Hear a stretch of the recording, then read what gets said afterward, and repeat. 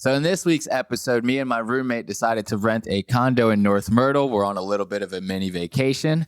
And we decided to give Get 'Em to the Greek a good old-fashioned watch. In lieu of all of the P. Diddy stuff going on in the news, the videos that leaked from the hotel having to do with Cassie, we thought it'd be an interesting idea to give that movie a watch. And you'll find it interesting because some of the behavior from P. Diddy's character in that movie bears a striking resemblance to some of the accusations that have been put on him in these lawsuits. So we'll get into all that and more later on Lost Aux Media, the podcast. Say you lost. Well, is there an aux input? Yes! Oh my gosh! Hit the aux button. You are lost. He's arguing it's media. Digital media. Instagram media. No media whatsoever. Lost Aux Media. Bruh. So let's get into Get 'Em to the Greek. Let's get into it. So what did you think about it? I've seen it already. You have not seen it. And you are also, sorry, I didn't mean to cut you off. You are also a little more in tune with the TikTok universe than I am. Yeah. So you get all the Diddy, the juicy TikTok, the Diddy TikTok. So before I ask you how you thought of the movie, let me rephrase it. Like with having your perspective and all that TikTok rigmarole going on in the back of your mind, what did you think about the movie? Seeing as how Diddy is a prominent role in that movie. I feel like Diddy didn't really have to act that role was basically him. Yeah, right? It's like all the allegations are true. It's so bad. It's so bad. Like some of those scenes he just nailed. Yeah. Dude, the one where they're at the party, right? Like the night before the Greek concert at the theater, and the Jeffrey gets passed around and all that. Before all that Jeffrey stuff, and Diddy pulls that girl and he's like, you're going to have sex with him right now. And he points to Jonah Hill's character. I was like, this is a bad look. I was like, that clip did not age well at all. It was so bad. Yeah. I imagine the director's like, cut. I mean, at the time, they were probably loving it. You know, you think that movie's, I think it said it was in 2011 that movie came out. What were the allegations like around 2011? I don't know timelines. Yeah. I wonder. Do you think the shooting was around 2011? What shooting? Because wasn't there like the nightclub shooting thing, and he was dating Jennifer Lopez at that time, was he not? Yep. You think, was that around 2011? I don't know. Huh. I'm going to say maybe. I'm bad with timelines too. I didn't keep up with that shit back then. There was no TikTok.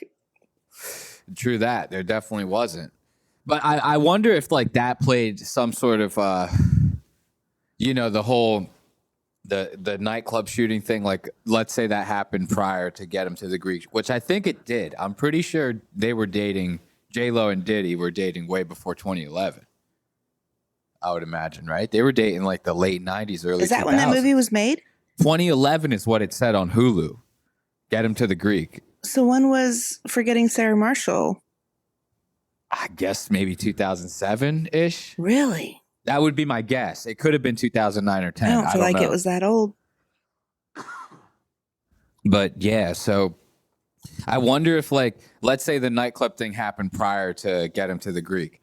I wonder if that whole like stigma around Diddy, they're like, oh man, Diddy's a bad boy. We should write this crazy record label exec role for him. And then they just smashed him in there like a perfect puzzle piece, man. He just fits so good into that. Like, isn't it crazy knowing, like, seeing the stuff now with the allegations, and then you watch back and see that movie and you're like, what the fuck? Right? You know? But he's always, even back then specifically, had the playboy reputation of throwing the big parties that were outrageous and out of this world. Like, everybody in the industry loved him. Yeah. And I'm sure they're playing like, is it cake with like a baby? They're like, everybody's dressed in white. They're like, is it cake or is it not? They pull out a baby on a plate. Yeah, I've always heard some crazy shit about him. Like, and some of the I don't know. It's just funny seeing the stuff with some hindsight on it, you know. I know, but think all those people that went to his parties, like the potential tapes out there of some of the after party, you know. I would imagine they're wild. He probably like started the whole. You know how now at comedy shows they put your shit in those bags, your cell phones. Those clear bags. Sometimes they're clear. They basically make you give them up so that you can't record shit out of context. You know, Diddy probably started the game on that. He's probably like, if you're coming to my party, you're gonna lock that shit in a fucking what's that? Those things that like you can't get any cell phone signal in or out. They're called like Theracages or something like that. Some weird shit like that. Never heard of it. It's like a type of box that you can buy, and if you put like your cell phone in it, it can't get signal in or out. And he's like making everybody put him in that. He's like, nobody is recording shit at these parties, dude. Well, there's that one video floating around of him patting down Justin Bieber. It looks like he's patting him down for a wire, so he probably had some bad experience. Very interesting. Interesting clip. I did see that. Reminds me of the part in Get Him to the Greek where he's high on the Jeffrey and he's rubbing the wall. He's like, I'm gonna cover my whole house in this shit. He's like rubbing Justin Bieber, like, But yeah, there's and it's sad to see, like, because I hate to be that guy, but Diddy's character's fucking hilarious in that movie. How? He's fucking hilarious, dude. He's himself. I know, like I said, it's crazy seeing it in hindsight. But I'll tell you, when I watched that movie for the first time, my outlook on Diddy was a lot different than it is now. It was practically non-existent. I really didn't care about the guy either way. But that character was fucking hilarious. There were so many classic one-liners that came out of that movie, like when he's talking to Jonah Hill in the office and he's like, can you feel my dick fucking your mind? He's like, yes, I'm fucking your mind. Like, you know how many times I've heard that just at parties or just random, like when that movie first came out? It was madness. Yeah, but again, he's playing himself. What was that show he had on MTV, Making the Band, with that Danity Kane? He was fucking out of control then. If you rewatch those episodes, he was an asshole. Dude, Dave Chappelle did the best fucking skits off of that. Have you ever seen the skits that he did making fun of Making the Band? No. Oh my God. I got to show them to you later. So basically, you know how in Making the Band, you said he was a big asshole, and he'd be like, go to Brooklyn and get me something, but you can't take the bus. You got to walk. And it's like 24 miles. Like, he was doing shit like that to them. Dave Chappelle was making fun of it with skits like that. He'd be like, walk down to the Bronx and get me some Cambodian breast milk. and he's like pretending to be Diddy. And in the skit, he hired all of the actual people from the show. So it actually the skit actually looks like Making the Band because all of the rappers and shit are in there. And he did it with the people that had like Dylon and shit. You remember Dylon? Mm-mm. He's like, who are the 5 greatest rappers? Dylon, and Dylon. But he had those guys in the skits. And he'd be like, yeah, go to the Bronx and get me some Cambodian breast milk.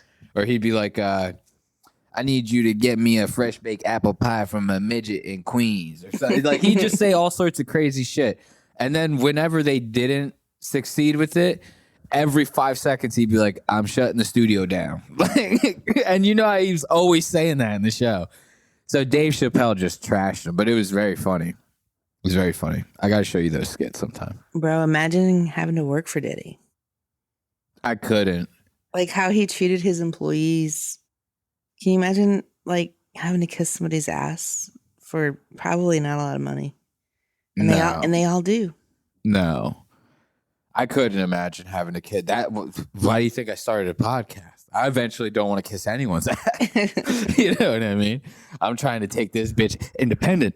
But no, I couldn't imagine. Like, maybe 15 years ago or something, if you came up to me and said, "Hey, do you want to work for Diddy?" I'd more than likely say, "Yeah, sure. That sounds like a great opportunity." You wouldn't today, though. No. What, are you Bullshit. fucking kidding me? No. Why? So I can get fucking Little Rod Jones Yeah. and get raped? Get your foot into the industry. All the people you can meet. Yeah, but I don't want to get my foot into the industry by getting Cuba Gooding in my ass. Like, you know what I mean? That's crazy talk. So you're not there yet. No. No. We haven't hit that crossroad just. No, I wouldn't quite say that. You know who I bet had it good working for Diddy though? Was that Hype Man. Hype Man. You don't remember that guy that would do like the weird dances? He was skinny and had like the umbrella all the time. No. I forget his fucking name. He had a very strange, like, it was like a Belvedere Bentley or some weird kind of shit like that. He was a skinny, tall, black dude. Had a very Andre 3000-esque style, fashion sense. He, him? I mean, back then it wasn't really a thing, but I guess he, him. He was a total he, him. And No, I don't remember who you're talking about. Yeah, he just was pretty much Diddy's like, dude. He just was anytime you saw Diddy, you saw him. I think it was even around the time that he was going by Puff Daddy still. I think he hadn't crossed over to Diddy just yet. Oh, man. I think he was still doing the Puff. No, is he still alive? I guess so, if I would imagine. You know, all these people that were hot back in the day and don't seem socially relevant now are all social media influencers. You know what I mean? This guy's probably got 250, 500,000 followers on something. He's probably doing all that shit now is what I would imagine. But yeah, so you didn't think the movie was, did you think the movie was funny? Yes. It was a slow burn. It right? was a lot slower, so haven't seen Forgetting Sarah Marshall and what a cult classic that's going to become. And knowing, first of all, I didn't know this was anything related to that. You pointed that out to me before we started watching it. But knowing that, after you said that, like, yeah, I was a little let down. Because Forgetting Sarah Marshall, you see this guy's dick in like the first 3 minutes of the movie. He's like crying and shit. So fucking funny. No, I think they had a lot of guest comedians on Forgetting Sarah Marshall a lot more. That made it funnier. Yeah, really the only the biggest set of comedian cameos was when they were having the idea meeting, like the think tank meeting in the office of the CEO for the record label, yeah. Diddy's character. Nick Kroll gets fucking trashed in that, dude. That shit was funny as hell. He's like, he discovered Chocolate Daddy. How many units you sell? 15,000. He's like, Chocolate 15,000 units is such, dude. I'm telling you, Diddy's character, I think, is still funny. Can you separate the art from the artist, Tracy? I could not. Can you separate the art from the artist? Like, he didn't even have to act. Yeah, I'm sure he typecasted himself in there. I'm sure it was very nice. Probably mostly ad-libbed. He's like, I got this. Yeah. They were like, dude, Diddy, you just go in there. We got all the lines for you. We got you a teleprompter. He puts his like finger on the guy's mouth. He's like, shh. He's like, I'm gonna improv this shit. And fucking just nails every second of it. They're like, oh, like everybody on set's head's about to explode. They're like, he's perfect. Especially that chase scene, huh?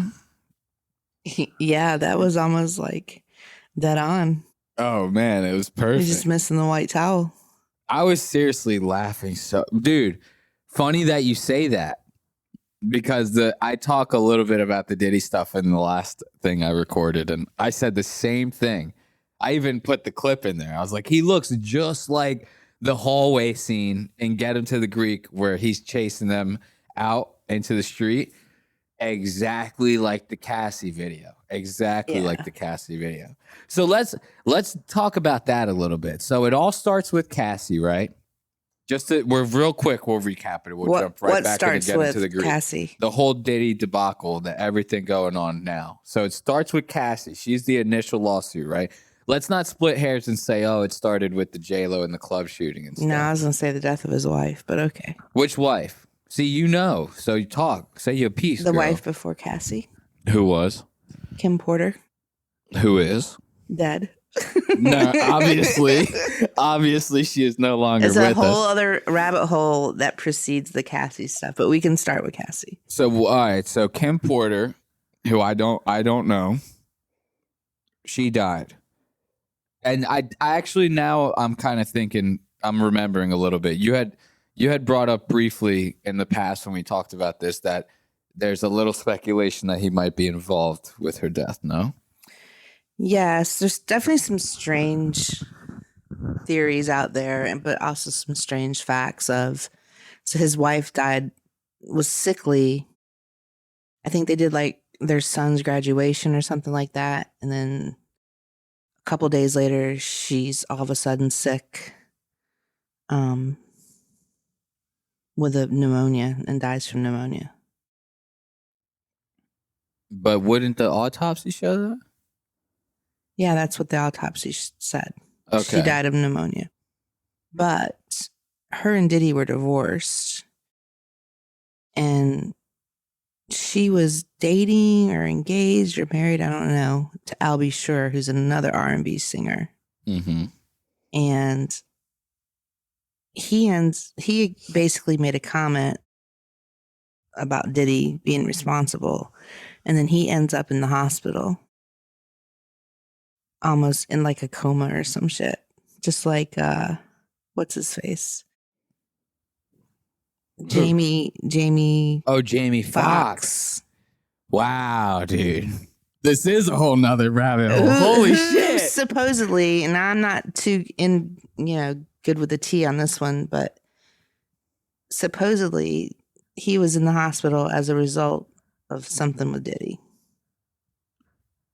Now, I will say, it is a very interesting how the Jamie Foxx stuff was swept.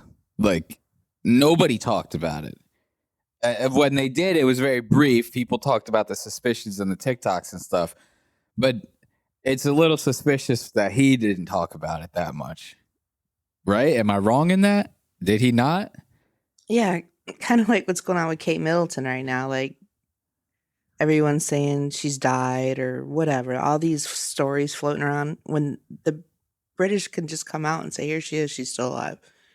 Like make a public appearance, say something to keep people from making guesses. He didn't say anything. In the Kate Middleton thing, didn't the royal family try publishing like AI generated photos of her or something like that? They're saying the video is too. You're not slick. Royal family. They're like, let's get Midjourney on it. But same thing with Jamie Foxx. There were so many rumors out there. He didn't shut them down in any way. It's a little sus. I think it's going to be a future lawsuit. He'll be the next one up. Jamie. Yeah. You think so? I don't know. I feel like Jamie Foxx is too like I'm not gonna lower myself to fuck with that shit. I'm better than that. You don't think so? He acting scared to me. It could be that. I'm not. Yeah. All right. So now there's those things, and then we get to the initial Cassie lawsuit. That shit gets settled in a day. Yep. A little sus. It's 130 million or 30 million, something like that. It's big numbers. I think it's 30. Numbers. Yeah. Big numbers to pay out for an innocent man, if you ask me. The next day. No negotiation. Slap an NDA on it. It's as good as a Band-Aid. It's as good as any Band-Aid I've ever fucking seen, dude. So now, after that, it's kind of like people talk about it, but it simmers down. It's hush a little bit. You know what? I wish we would have done some research. I like it better this way. There might be one more before Cassie, a lawsuit. Like of someone that worked for him or something. But they're not famous? Right. Fuck them. We don't care. I'm just saying. All right. I don't think Cassie was the first lawsuit against him. Yeah, let's worry about famous people. The first big one that was settled in a day, for sure. Yeah, Cassie. Let's not hang ourselves up over the fucking bellhop at the Four Seasons. The fucking didn't get a tip from Diddy. I'm talking shit, obviously, but So when you hear that, what's your first reaction? What do you think? That he settled in a day? Oh, of immediately guilt, obviously, and anyone who wouldn't think that, you know, So what I mean? your immediate thought was, oh, he's guilty.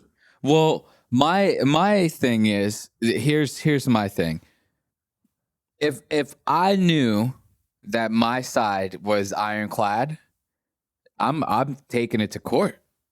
It would more than likely cost less than 30 million.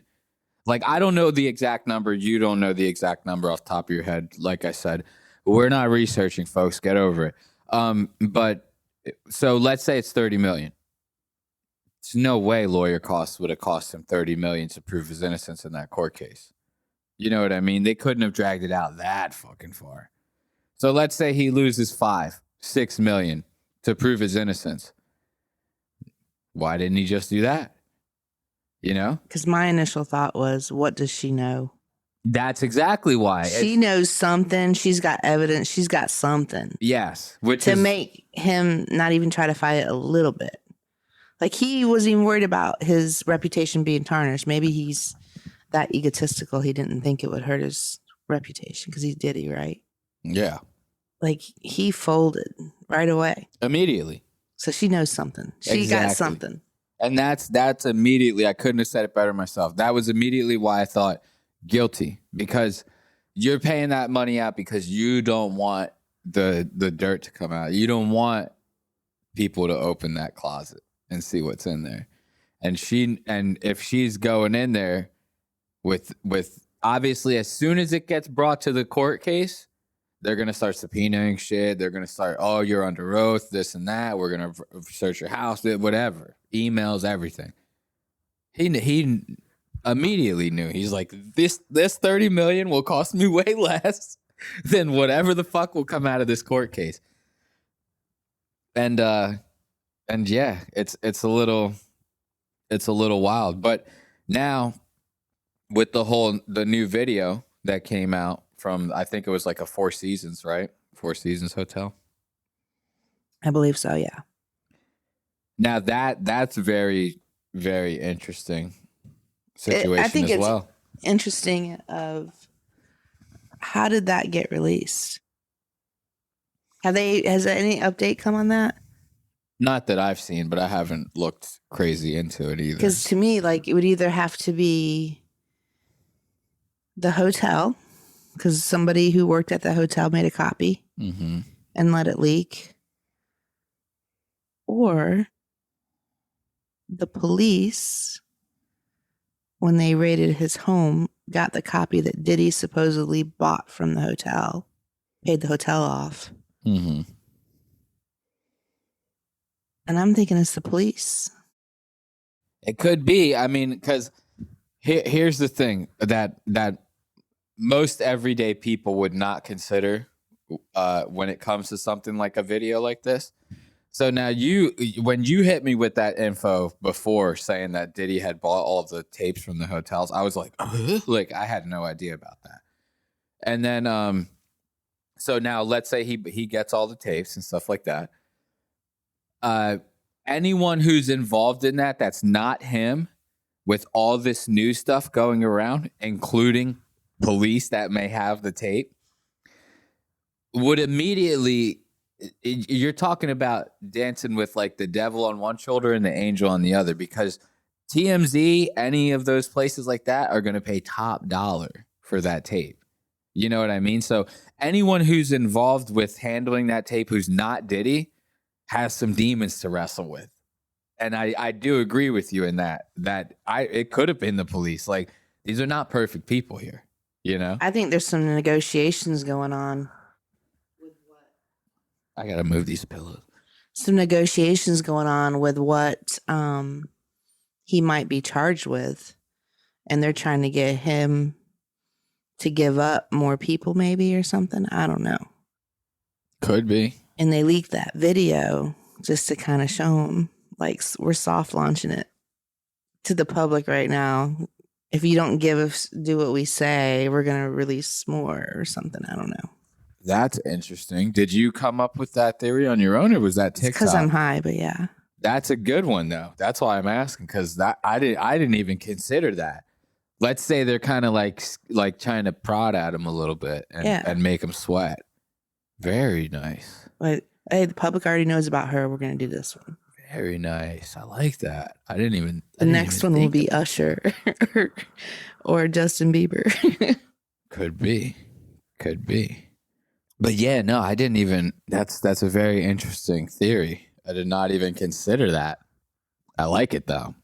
It's not bad.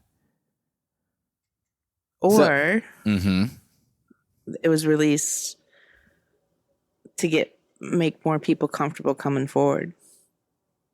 There's that too. I mean, I think if people were going to be comfortable coming forward, they would be as soon as the Little Rod one hit.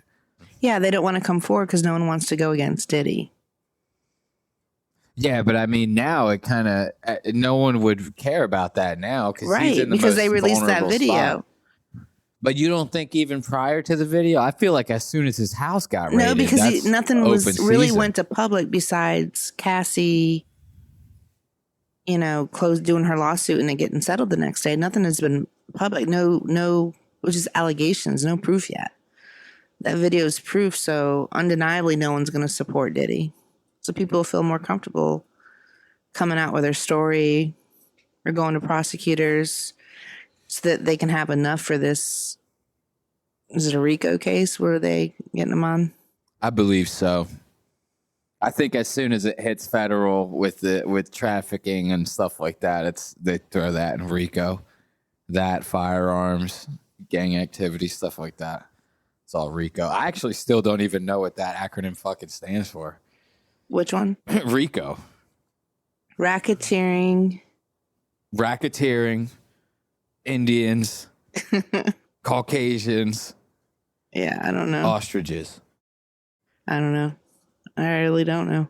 Racketeering in Canada is outstanding. I need to get a wine refill. Go ahead.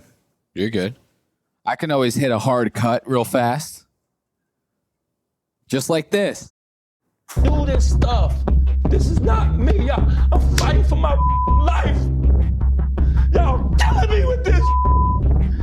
I can't help 30 years. All right, you got that wine break on lock. The wine break is over. Yeah, you're good.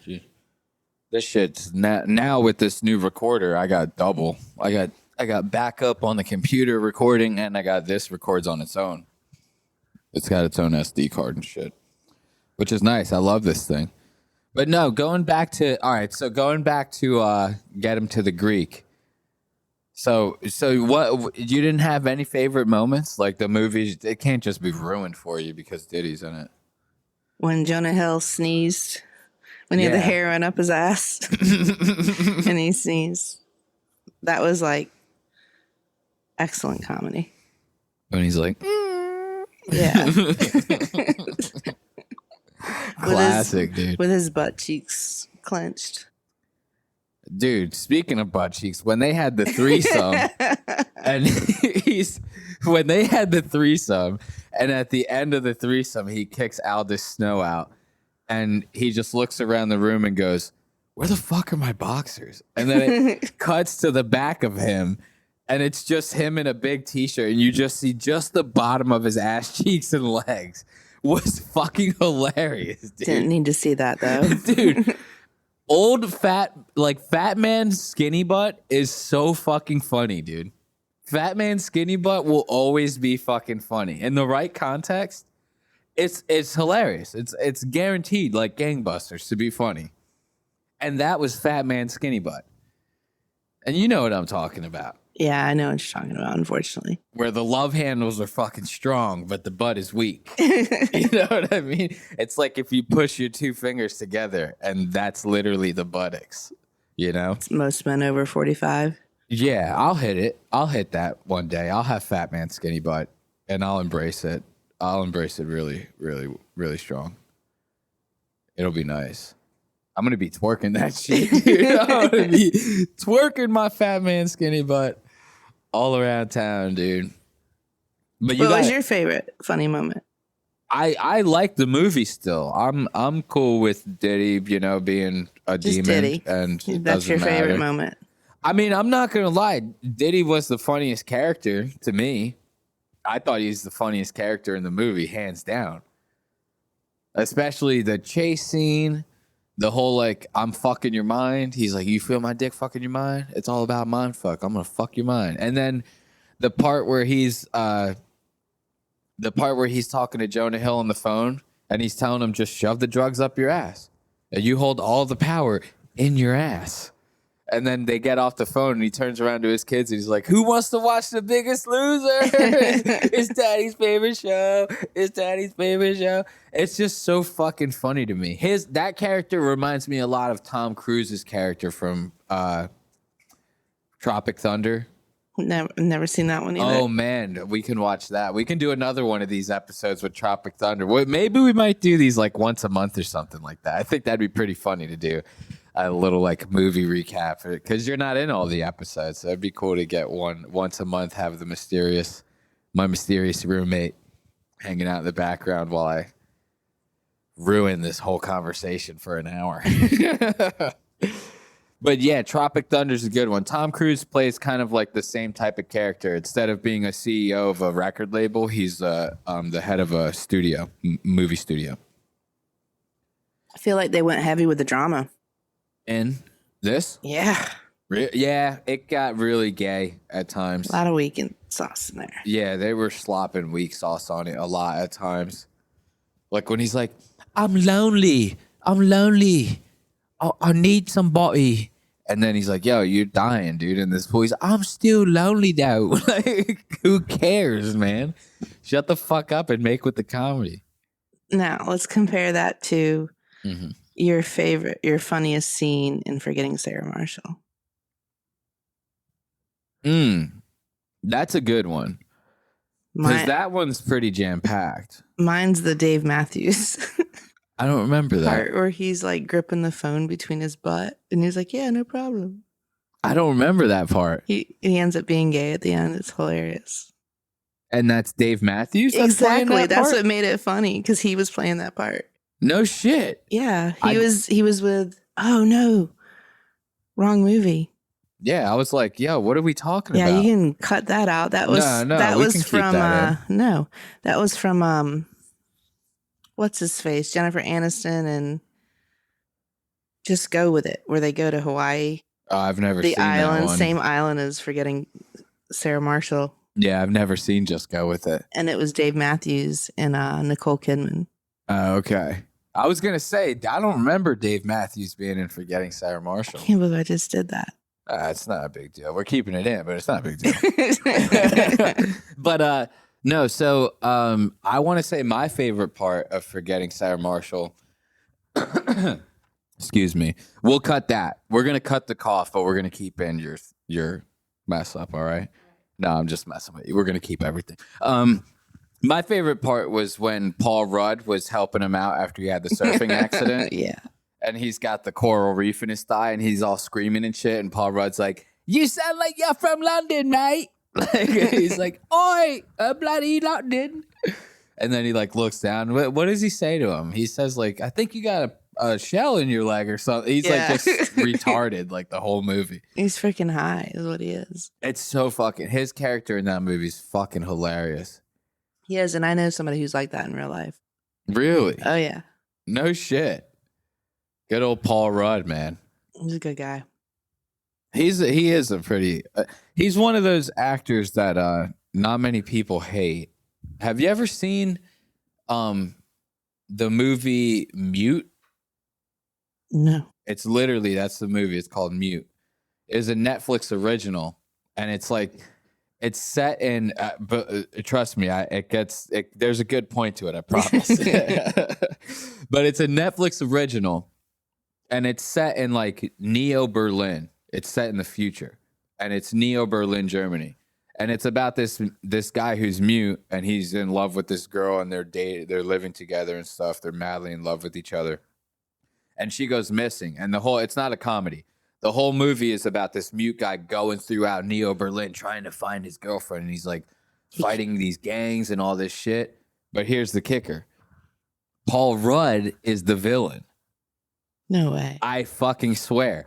And not only is he the villain, but he's so good in the movie that you actually fucking hate him. He's a piece of fucking shit, dude. And I've never seen him play anything even close to this. To this day, I've never seen him either before Mute or after Mute. I've never seen him play a character. So who played the Mute character? Do you remember the blonde guy who played Tarzan, the live action Tarzan? Yeah, what's his name? He's like the Swedish guy. Yes, he plays the Mute. And he's character. so hunky. Yes, very pretty guy, very pretty guy. He was in True Blood. Yes, he was like the rival vampire in True Blood. Yeah, same guy. He plays the Mute guy. I can't believe I can't think of his name right now. I've never known that guy's name. And so he didn't have any lines? He does towards the end. Without giving anything away, there's something that happens where like somebody fixes his throat at like the very end of the movie, and you hear his throat. But it sounds very robotic because like they just fix it with like a machine. Gave him a voice box. Yeah, pretty much like just some voice, and it's it's set in the future, so he sounds like some like crazy robot, but it sounds like he's him still sexy, even with a voice box. Very, very good looking guy. Very good looking guy. It's funny. This is like literally the first minute of the movie, so this is literally not giving anything away. But he loses his voice because he's like in like a boating accident, and I think like the rudder hits his throat, and his family is Amish, and they won't take him to the hospital. So that's why he can't talk. Amish. Yeah, dude. I swear to God, that's like literally the first 30 seconds. It opens with that shot. So like, yeah, his family's Amish, and they won't let the doctors operate on him. They're like, no, God will heal him. He's fine. And he's like fucking 5 years old. His neck is like fucking flopping open, and he's like dying. They're like, God is with him. He's okay. Isn't it like Alex Skarsgård or something like that? Probably. I've legitimately never known this guy's name. It's like a very Swedish name. Wouldn't surprise me. He looks like Swedish. He looks like a Swedish. A Swede. Yeah, a fucking Swede. So yeah, I want to say the ending of Get Him to the Greek was really gay. The gayest. Like that shit was lame, dude. When he was like talking to, I don't even remember the character. I remember Aldous Snow's name. What was the guy's name? Danny or some shit like that. Yeah, was Jonah Hill's character, and he's talking to him, and he's telling him, "This is all I got, mate. I gotta go on stage and do the concert. My arm is broken in 14 places, mate." And it got like just so fucking sappy. Yeah. He's like, "This is what I love to do. It's so sappy and weird, yeah." That shit, I'm not really with. Yeah, they could have did without that. It could have just went straight to him on stage. Something funny could have happened. He trips in the audience. I think it would have been funny if they would have did like an homage to Michael Jackson, and he caught on fire, like the Pepsi commercial. You know what I mean? Yeah, but it's hard to follow Forgetting Sarah Marshall. That was a good movie. That was a very good movie. It's hard to replicate that. Mila Kunis, man. You know, something about, is it Kirsten Bell or Kristen Bell? Kristen Bell. Something about her. I just cannot stand that chick. Really?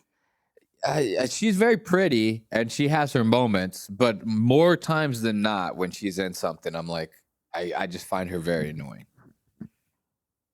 Something about her.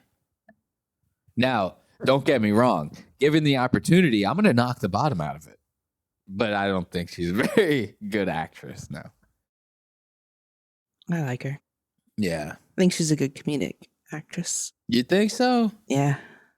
I mean, even forgetting Sarah Marshall, I didn't think she was all that funny. She was in funny scenes, and funny stuff happened to her. But I don't think she herself is funny. Like, if somebody gave her a scene in a movie and they were like, make this work, I don't think she could pull it off. I do. What was that sitcom that she did? The Good Place? Is that what you're talking about? I've seen a couple episodes of it. I thought she was pretty good in that. You know what's funny is I've seen a couple episodes of it. I thought it was a complete piece of shit. Every single person that I've ever heard talk about that show says it's fucking awesome. They love it. They love it. I honestly feel like it's me. I'm Taylor Swift. I'm the problem. It's me. It has to be because every single person I've ever heard talk about that show fucking raves about it. And I've never thought it was funny. Yeah, it was whoever wrote the show, team-wise, they're brilliant. I thought. It's probably the same fucking writers from 30 Rock. That's a fucking funny show. That was a great show. So let's talk about the lawsuit after Cassie. That dude. What, the Little Rod Jones? Yeah. Yeah, so that one came with some clout. That one, I didn't read through it personally. I guess you can go online and read through the whole lawsuit. Mm-hmm. But I keep seeing TikTok cuts of the different allegations against him in that lawsuit with like, they have photo, he's got video evidence, like enough to make the feds go raid his house. Yeah, that's what he's claiming. This dude is the hero. Yeah, and he came with receipts and he was like, you're not gonna fucking pay me off. Yeah. And he also, I'm not going away. I think also he has 50 Cent backing him too. Maybe. Because he's got somebody helping him feel brave. Yeah, I think it's 50 Cent because think about it, with the Little Rod Jones lawsuit coming out, and just like you said, prior to the Cassie video, people might have still been scared to speak out on Diddy. And 50 Cent had been talking about Diddy for a long time. He makes fun of him in public all the time. Then he was also posting stuff about his documentary. His production company has been making shit ton of documentaries for years now. And I think it would be like how 50 Cent has even said online, like, I will pay good money for anyone who's got photos, videos, anything. So if Little Rod was thinking about coming out in some sort of court case, don't you think it would make sense to hit up 50 Cent prior? You know what I mean? And have somebody who's like as big of a media mogul as 50 Cent to kind of have him as backup to keep Diddy away from him, kind of. Because 50 Cent would look at him like this guy is vital to my documentary. Yeah. You know what I mean? Could be right. It's not a bad theory. Yeah. So I think there's definitely something to that. For sure. I don't know. Little Rod, that one's a tough one, man, because there were pictures of him getting felt up by Cuba Gooding Jr. at like a yacht party. I know, and that's what's the most disappointing in all this is you seeing all the names associated with him. And you just automatically feel like they're nasty. I gotta hit a Dave Chappelle on that one. Cuba Gooding Jr. is a rough one, dude. Usher's the other one. Well, see, Usher's a victim now, ain't he? But still. Cuba Gooding Jr. is on Diddy's side. True that. You know what I mean? Like, God, I've been saying like. Little Rod Jones, he came out and was saying stuff about Diddy having people like sexually assault him, stuff along those lines and this and that. And then all of a sudden these Cuba Gooding Jr. photos come out. Cuba Gooding Jr.'s like got his hand on his shoulders. You know? That's a little sussy. That's a little sussy. If you ask me. Doesn't get any more sus than that. Wow. So It just blows my mind that someone with that celebrity status felt comfortable enough, even though Diddy's parties are private, you're still doing it in front of a lot of people. Oh, yeah. Where there's going to be opportunities for people to take pictures or videos. And he felt comfortable enough in his environment to be himself. I don't know, man. I really do think that there might be something to the whole Diddy being very explicit about no cell phones at his parties. You know? Or maybe cell phones at the party, but no cell phones at the after party. You know? Because I would imagine in these lavish Hollywood things, events, shindigs, whatever the fuck you want to call them, parties, whatever, that the crazy stuff's not happening at the party. Because the party is probably where the media coverage is. TMZ is going to be, you know what I mean? Yeah. Then the after party, that's the invite. That you have to get invited by somebody who was invited, you know, to get to the after party. And that's where I think the cell phones disappear. The baby cakes start coming out. So let's just say that it's all true. Uh-huh. And he, you know, through those type of parties. I think you and I both think they're true, but let's just say it's fact. Do you think after all these lawsuits, the raid on his houses, do you think he's thrown any parties? What, now? Yeah. I think he'd fucking have to be an idiot to throw a fucking party. He's got that ego, though. He can't be touched. I mean, he might be throwing some personals. Just like the day before they released the Cassie video, he made like a Instagram post or TikTok something of basically saying how innocent he is and the truth will come out. Just time will tell. I saw that. And then like the next day, the Cassie video comes out. Yeah. Yeah. Whoever released it probably saw that tweet and was like, now's the time. Hit the button. Like, you know, and they're like, we got to do this now.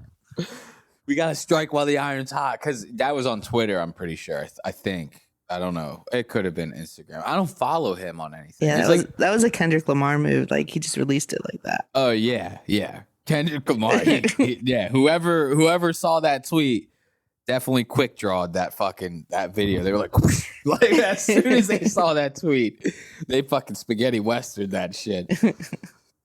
But yeah, no, it's a rough look. Every single person involved, I don't follow any of them. So whenever I see like videos, get sources online, whatever, involved in all of this, they're pulling out tweets and Instagram posts that I've never seen. I don't follow any of these people. So maybe it'd behoove me to, but they're not the subject of every episode of my fucking show. So his twin daughters posted, I think they were prom pictures.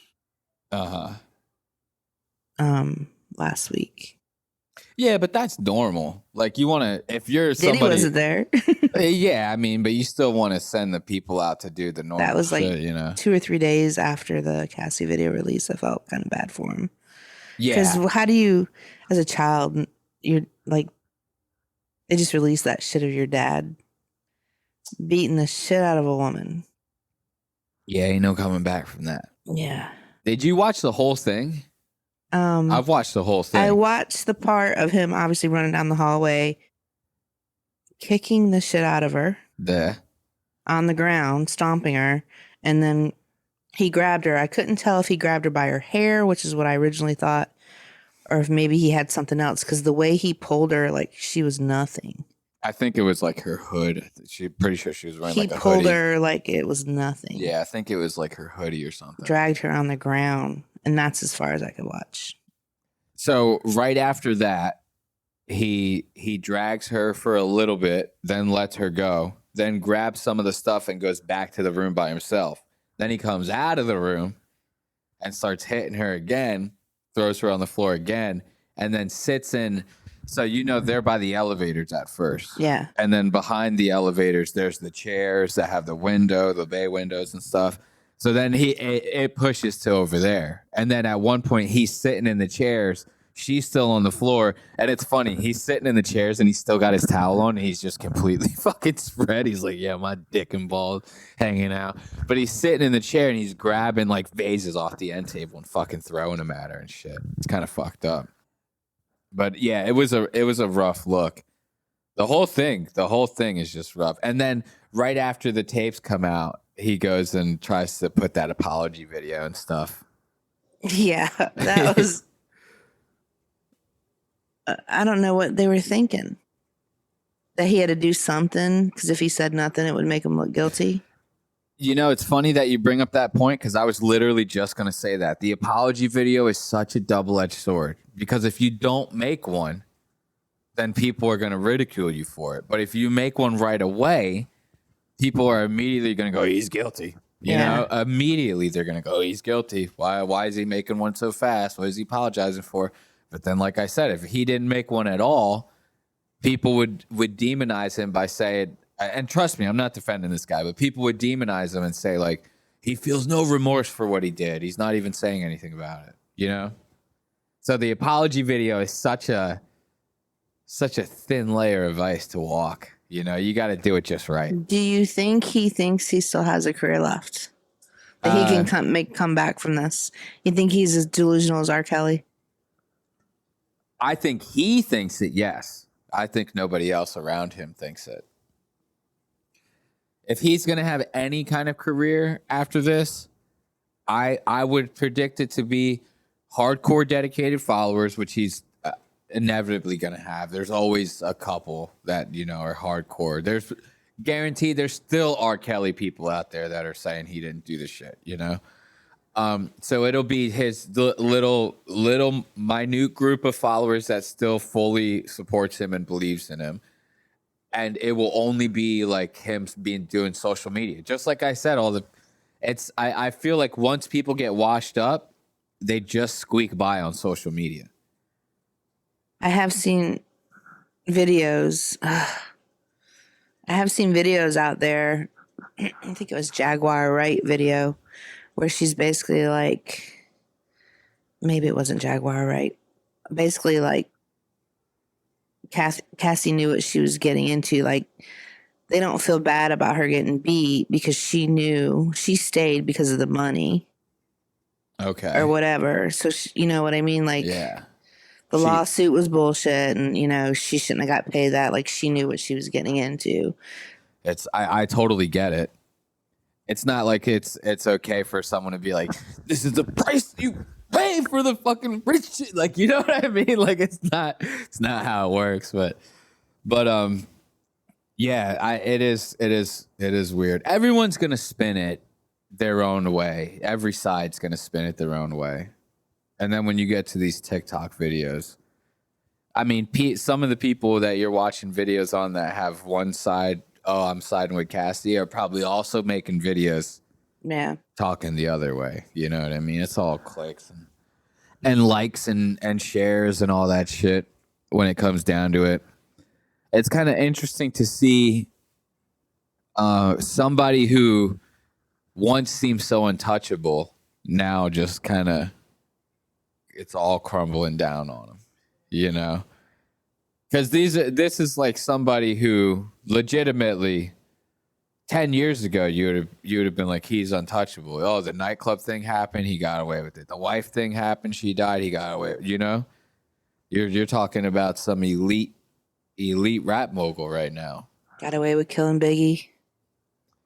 Yeah, it's funny how all that stuff is getting talked about too. People are very suspicious of Puffy and talking to because he also said a lot of stupid shit, which we'll start wrapping this up soon. But he's said a lot of stupid shit in his career. He's got videos of him being like, I'm savage, and then he's fucking like getting quoted saying, I'll kill my own mom or something to get fame or some shit like that. He says all sorts of. He said such stupid shit throughout his career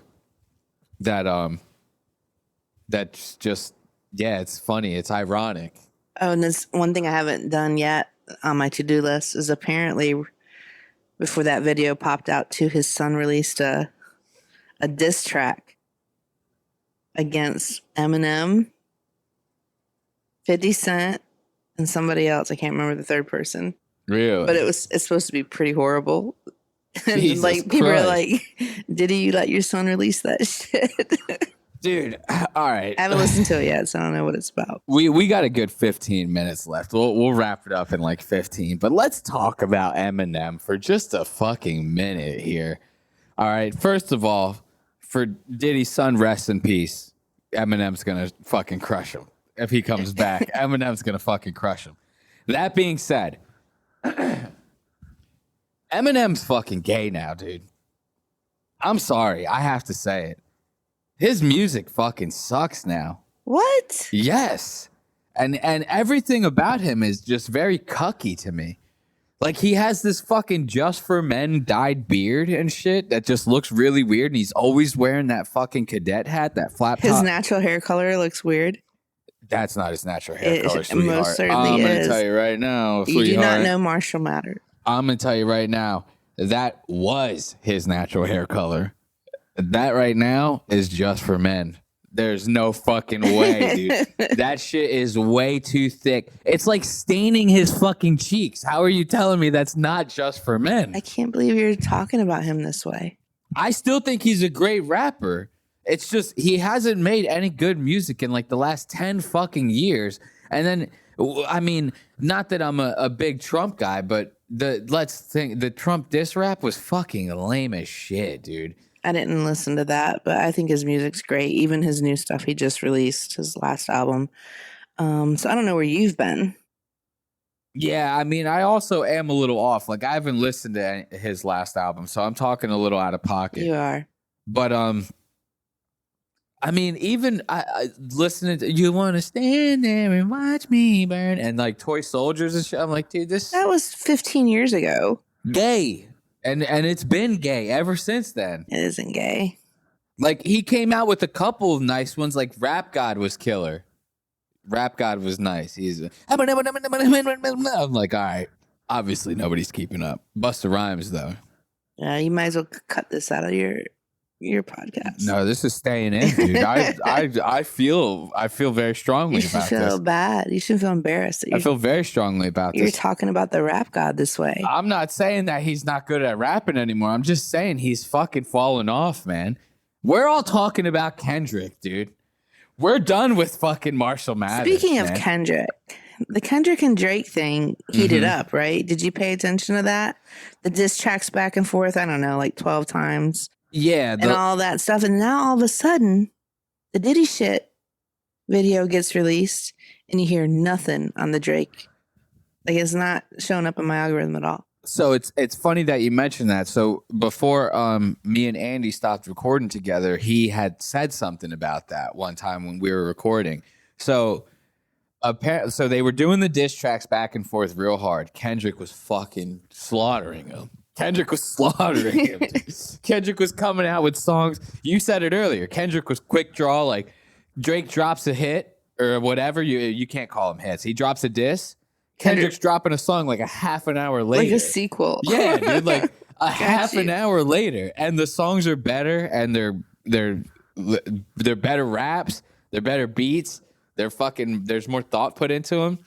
I will admit, though, Kendrick gets a little savage. He's like calling one of his sons like a fucking homo and shit. Like, yeah, you don't bring your kids into that. You're like, dude, this kid is 10 years old. Kendrick's like, I wish you would die, you fucking faggot. I'm like, whoa, dude. Like, Kendrick, fucking chill, man.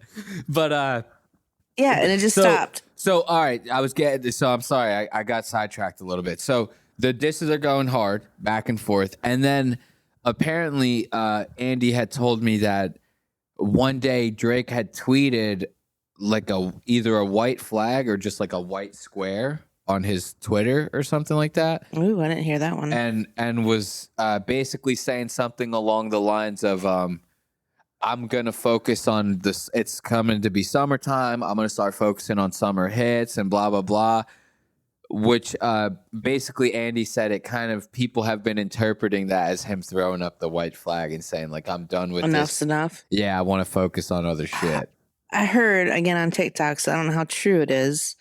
He sold his house in LA. Like, he was abandoning the US and going back to Canada after the whole he fucks little girl.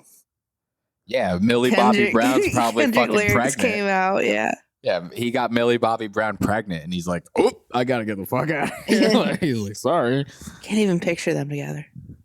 Who, Millie Bobby Brown and Drake? Yeah, dude, he's creepy with that shit though. Like, weren't they DMing and texting each other like back and forth for a long time? I don't know. I heard some stuff. I don't know that, T. I heard some stuff about Millie Bobby Brown and Drake. It's a little weird. You know what's funny is I'm so separated from certain sectors of pop culture. Before the Drake and Kendrick beef stuff started happening, I didn't even know how long Kendrick has been an artist for. He's been rapping since like the 90s, like the early 90s, apparently. This was not no knowledge to me. I thought Kendrick came out in like 2005 or something. Like, I just had no idea. I got really Didn't big. he win a Nobel Peace Prize? He won something big because I got really big into him when he dropped that album that had Loyalty on it. I got loyalty, got royalty inside my DNA. You remember that album? Great, dude. That was such a fucking good album. That's when I got heavy into Kendrick Lamar. So I'm not saying that I thought that he existed like from that point on, but I didn't think it was much. I thought it was, just a little earlier than that. I didn't think it was fucking the 90s, Like, this guy's been rapping since I was like 3 years old. I'm like, that new Kendrick Lamar. You know what I mean? Like, it was so bad. And I learned all that from the beef. I watched like a video that kind of broke the whole thing down from the beginning. Apparently, Drake and him have been beefing for a long time. They just haven't been going as hard as they have been lately. But they've been taking stabs and shit back and forth at each other every now and then. It's kind of interesting. Yeah, Kendrick was at those Diddy parties. Was he? I saw this TikTok a couple days ago of a reenactment of Diddy, Jay-Z, Beyonce, and Kendrick Lamar and J. Cole. Oh, and yeah? this big beef that was going on at one of the parties. You don't say. With Diddy and J. Cole. And then, like, guns were being floated around and flashed, and Jay-Z had to protect Beyonce and basically tell Diddy that J. Cole is on his label or something. I don't know. And to leave him alone. And you're saying Kendrick Lamar was involved was part in of that? it, yeah. All right, well, this has been a very interesting episode of Lost Aux Media, the podcast. No, I'm just kidding. I don't want Kendrick Lamar. You think he's involved in all that? Sure, why not? You think so? I don't know. I think Kendrick Lamar. Does that hurt your feelings? No, I'm not that attached to Kendrick Lamar. I fuck with him, don't get me wrong, but I mean, he could be involved. I don't see it being likely though that he is. It's fun to joke around about though. Kendrick Lamar, he got mathematical on that motherfucker's ass, boy. He was tearing it. He was killing him. Oh my God. Real quick before we go. Did you see there's this, it's from a while ago, but there was this video of this actor talking about how Will Smith is gay and he's getting like fucked in the ass by some guy. You didn't see that TikTok like months ago? I saw it on a podcast that I just watched recently, but it was so fucking hilarious. The guy's like, yeah, I walked in, I saw Will Smith and I saw Dwayne and he was killing him. He was killing him. Like, and he's talking to this girl interviewing him on a podcast. And the girl, honestly, on her face, she looks like the moon just exploded. She's like, like to hear that Will Smith is gay. She's like, oh my God. She's so freaked out. And the guy's just telling her, yeah, Will Smith, that guy was just murdering him. He was murdering him. Like, the guy's getting so fucking passionate. Doesn't make him about gay. Makes him a freak. It does make him a freak. All right, let's we can wrap it up on that note. So